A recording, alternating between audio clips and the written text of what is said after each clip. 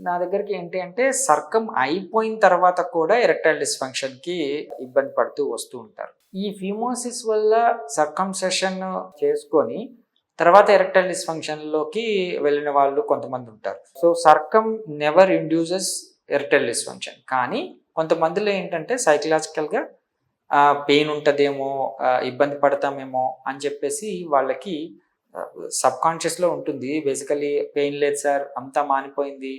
అసలు రా సర్ఫేసెస్ లేవు. చాలా బాగా చేశారు.